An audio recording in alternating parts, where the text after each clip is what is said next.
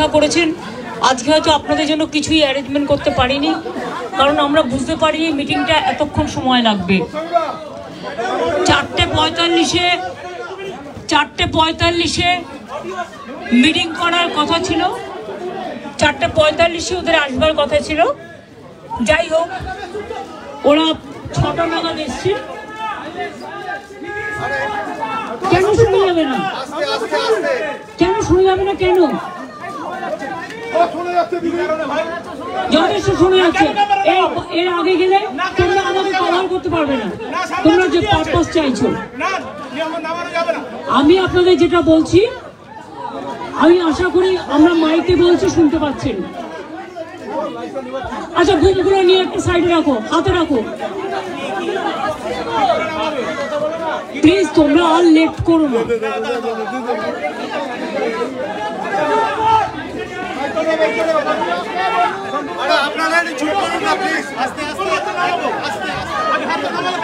একটা টুল দিয়ে দাও না, একটা টুল দিয়ে রাখো।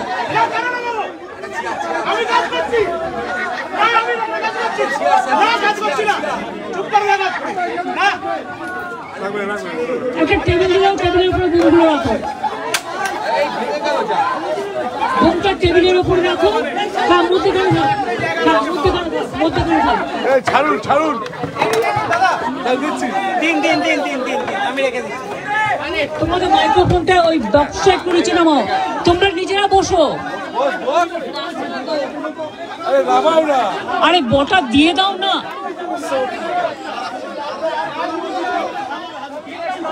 তার ছাড়ো, তার ছাড়ো,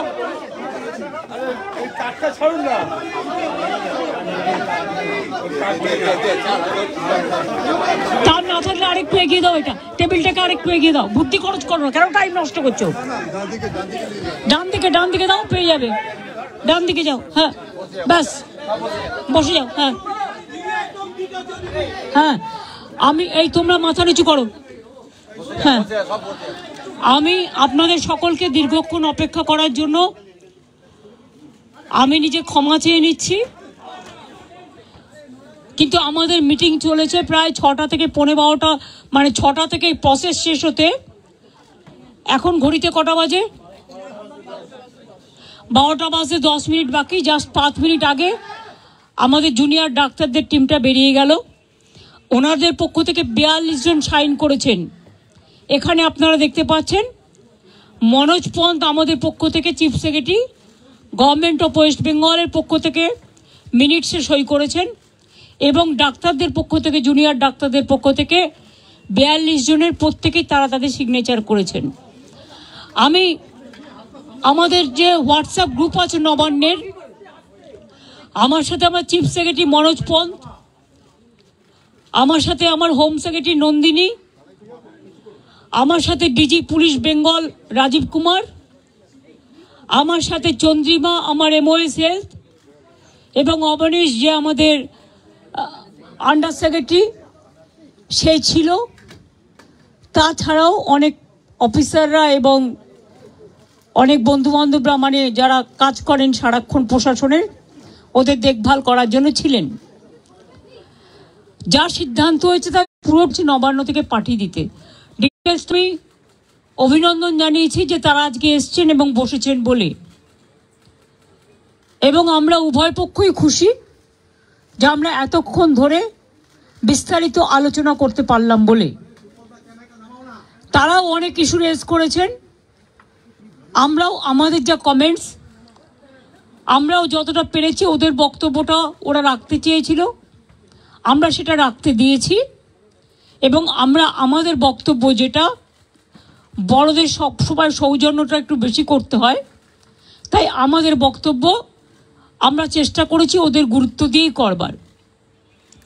আপনারা জানেন সিবিআই যে কেসটা তদন্ত করছেন, অভয়া পরিবারকে, অভয়ার উদ্দেশ্যে শ্রদ্ধা জ্ঞাপন করে মিটিংটা আমি শুরু করেছি পরিবারকে সমবেদনা জানিয়ে।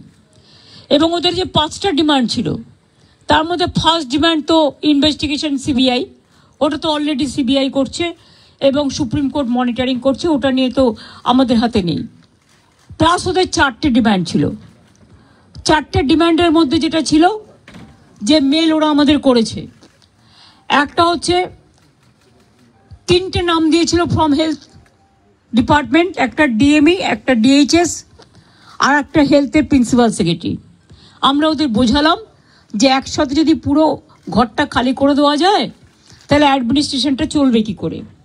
সুতরাং আমরা ওদের কথা মতো ডিএমএ এবং ডিএইচএসকে সরাবার সিদ্ধান্ত নিয়েছি এবং তাদের সম্মানজনকভাবে, এর থেকে উঁচু পোস্ট ওদের আর কিছু হয় না।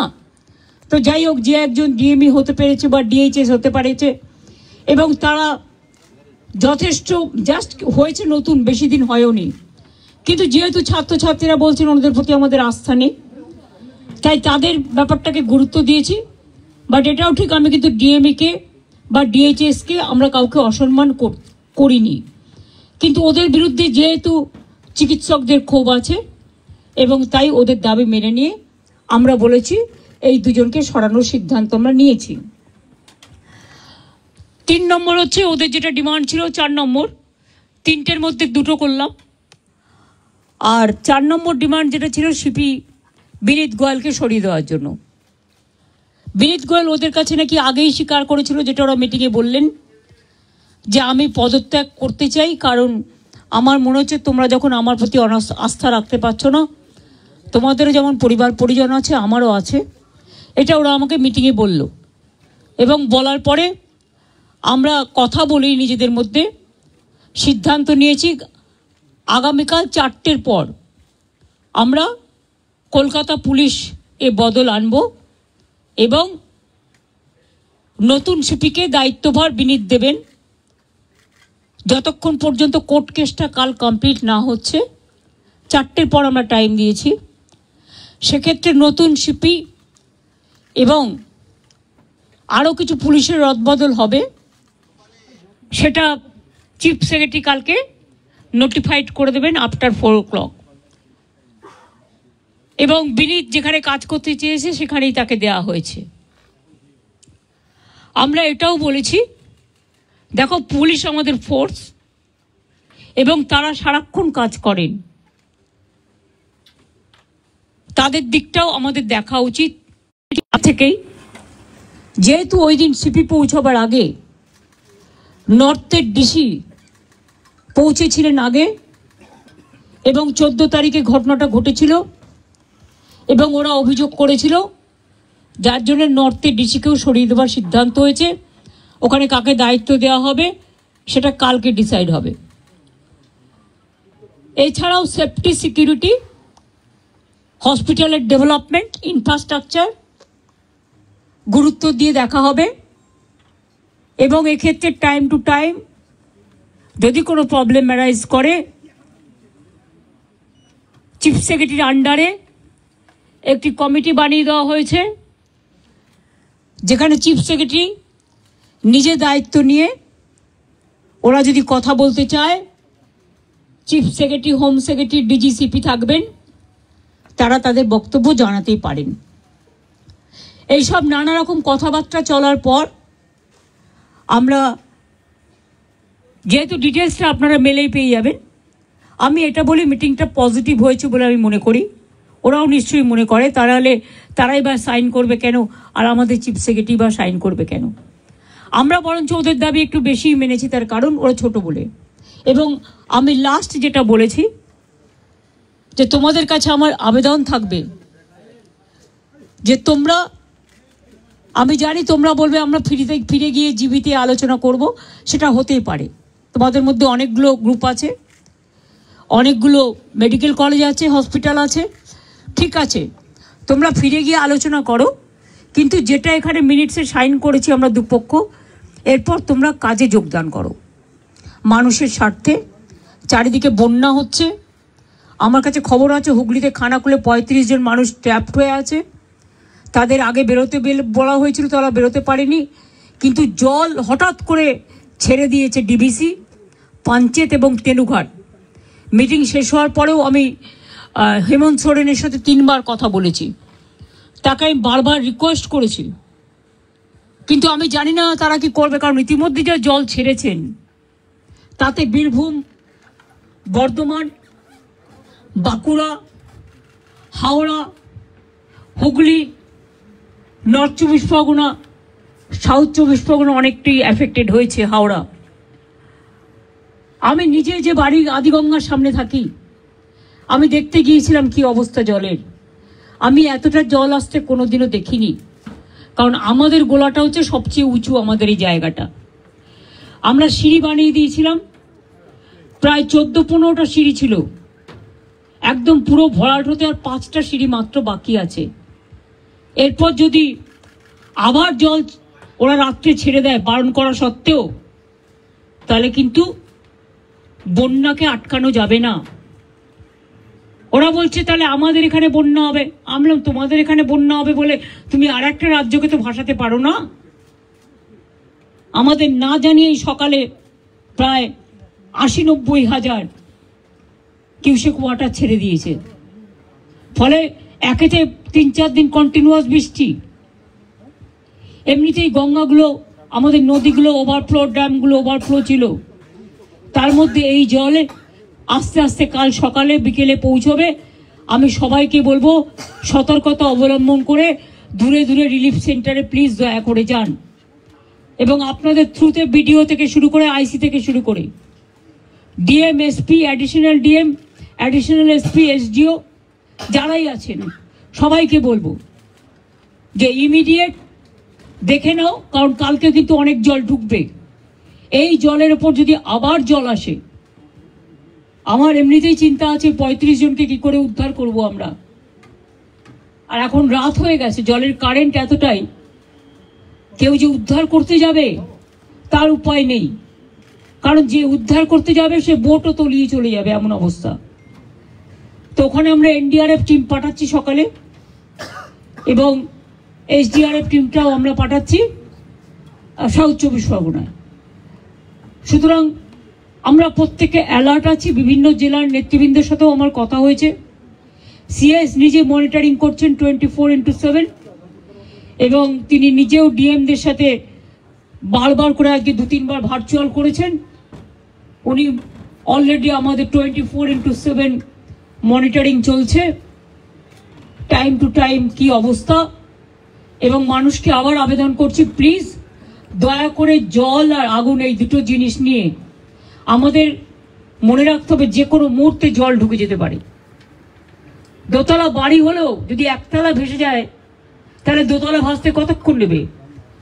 কাজে জীবনের ঝুঁকি দয়া করে কেউ নেবেন না, সতর্ক থাকুন, কিন্তু জীবন বাঁচান। একটা প্রাণের দাম অনেক বেশি, এটা আপনাদের মাধ্যমে অনুরোধ করব। যদিও আপনারা জুনিয়র ডক্টরদের স্ট্রাইক নিয়ে বেশি ব্যস্ত, কিন্তু তার মধ্যে আমার এই আবেদনটুকু যদি গ্রাম বাংলায় মানুষের কাছে পৌঁছে দিতে পারেন, বিশেষ করে জেলার মানুষের কাছে। কারণ কলকাতায় যদি এই অবস্থা হয় গঙ্গার, তাও তো হাই টাইড আজকে ছিল না। আমি দেখছি এখন জোয়ার আছে, জলের স্রোতের টান খুব বেশি আছে, এবং সেই জন্যই বুঝতে পারছি না, ইভেনিং আমরাও হয়তো যে কোনো সময় ডুবে যেতে পারি। জলের যে স্রোত আছে, তারপরে যদি আবার জল ছাড়ে, নিজেদের ঠিক রাখার জন্য অন্য স্টেটের উপরে ছেড়ে দিলাম, এটা কিন্তু ঠিক হচ্ছে না। আমি আমার প্রতিবাদ জানিয়েছি। হ্যাঁ, বলেছি আমি যে আপনারা প্লিজ কর্মবিরতি তুলুন। এত কিছু আলোচনা, আপনাদের 4টের মধ্যে 3টে ডিমান্ডই মেনে নিয়েছি। তাছাড়াও সিসিটিভি, লাইট, রেস্টরুম, ওয়াশরুম এগুলো করে দেওয়ার ব্যাপারেও 100 কোটি টাকা দেওয়া হয়েছে, এবং এছাড়াও সিকিউরিটি অডিটিং এর ব্যাপারেও আমরা দেখছি। সবার যাতে নিরাপত্তা থাকে, আমাদের যতদূর সম্ভব আমরা করব। আপনাদেরও বলবো লক্ষ্য রাখতে, কারণ দায়বদ্ধতা কিন্তু বোথ সাইডেরই থাকে। আর আমি আপনাদের কাছে অনুরোধ করব, অনেক মানুষ মারা গেছে, অনেক মানুষের কষ্ট হচ্ছে, চিকিৎসা পাচ্ছে না, অনেক পেশেন্ট আটকে আছে। সুতরাং মানুষ মনে করে আপনারাই তাদের ভগবান। সুতরাং আপনাদের আমি কাজে ফিরতে অনুরোধ করব। সমস্যা থাকলে সমাধান করতে হয়, আলোচনার পথ সবসময় খোলা থাকে। আজকে 3 দিন অপেক্ষা করার পর, আজকে 4 দিন 5 দিন, 3 ঘন্টা 2 ঘন্টা 3 ঘন্টা অপেক্ষা করার পর আজকে প্রায় সব প্রসেস শেষ করতে 5.5 ঘন্টা টাইম লেগেছে। আমাদের দিক থেকে যা যা করার ছিল আমরা চেষ্টা করেছি বাংলার মানুষ যাতে ভুল না বোঝেন, বাংলার মানুষের দিকে তাকিয়ে, এবং এটা নিয়ে আবার যেন কেউ অপপ্রচার দয়া করে করবেন না। বাংলায় দুর্গাপুজো আসছে, এটা আমার আবেদন আপনাদের কাছে, এটা আমাদের মিটিংয়ে আলোচনা হয়নি, আমি করিনি, এটা আমার পক্ষ থেকে বন্যাটা এবং ফ্লাডের ব্যাপারটা আমি বলেছি এই পরিস্থিতি। সুতরাং ম্যালেরিয়া বাড়বে, ডেঙ্গু বাড়বে, জলজনিত রোগগুলো বাড়বে, আপনাদের খুব প্রয়োজন এখন আপনারা হাসপাতালে ফিরে যান। আমি এটুকু বলতে পারি কারো বিরুদ্ধে কোনো শাস্তিমূলক ব্যবস্থা নেওয়া হবে না। लिया तो गया, कोशिश किया है जूनियर डॉक्टर का बात सुनने के लिए, लेकिन हमारा पुलिस भी बहुत सारे काम करते हैं। अगर काम करते करते किसी को 2 मिनट देर हो जाता है, कोई काम पे अगर थोड़ा गलती हो जाता है तो उसको लेके, अगर किसी को गुस्सा है तो गुस्सा निभाने के लिए, गुस्सा निपटाने के लिए हमने कोशिश किया। हेल्थ डिपार्टमेंट, पुलिस डिपार्टमेंट में जो जस्टिस उन्होंने मांगा, हमें कोशिश किया। हमारा पुलिस जो सीपी को हम चेंज करने का फैसला किया है, उनको साथ बात करके उनको कॉन्फिडेंस में लेके, उन्होंने भी नहीं चाहते थे जितना उसका खिलाफ में बहुत सारे बात उठाया। उन्होंने भी कहा कि हमारा भी परिवार है, हमारा परिवार को अच्छा नहीं लगता, इसी के लिए हम भी छोड़ने चाहते हैं। उन्होंने खुद, और डॉक्टर लोग जब मिलने गया था तो उन्होंने बताया। और हमारा हेल्थ डिपार्टमेंट का 3 की पोस्ट है, जैसे डीएमई डीएचआई ऐसा नहीं हो सकता है, इसको पैनल करके प्रोसेस करके तभी कर सकता है। तो अभी हम चीफ सेक्रेटरी को बोला है कि प्रिंसिपल सेक्रेटरी को लेके बात करके इसको अभी आप लोग देखभाल कीजिए, जब प्रोसेस हो जाएगा तब हम देखेंगे। ऐसा बात हुआ है। हेल्थ में भी उसको 3 ऑफिसर को ट्रांसफर का बात हटाने के बात किया, लेकिन हम 2 मांग लिया, इससे ज्यादा हम क्या कर सकते हैं। हम 99% मान लिया। I am not saying anything which is when the matter is sub judice. My humble request to all the junior doctors, whatever they demanded, out of this 4th demand, what is with us, we accepted 3 demands and we requested them to join the work so that commoners should not suffer, there should not be more and more death from the commoners. And nowadays when dengue is, we are facing dengue, malaria and also flood-like situation. DBC Panchayat Tenughat, the dam, they have already released too much water. And these 2-3 days we faced acute rainwater also. So both the Ganga river ponds were overflowing, and after releasing the water from Jharkhand, it's an acute problem. Some people are in a trap now. We have got the information. Police is keeping touch with them. We requested them to come early, but they thought that they will be safe. They have seen the earlier things also.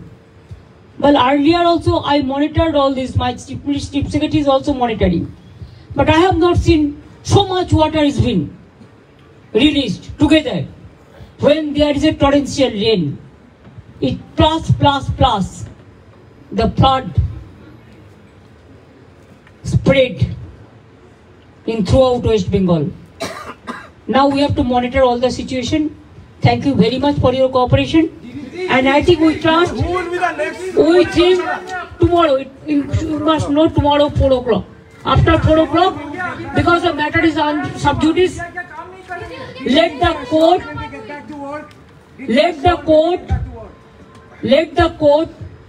we respect the court, highest judiciary, we have a great respect. So whatever the matter is sub judice, there we cannot interfere. It is the court decision and it is Supreme Court monitoring case. We want justice and we want, of course, the justice from Abhaya to all the girls, all the women who are affected throughout the country. Thank you very much.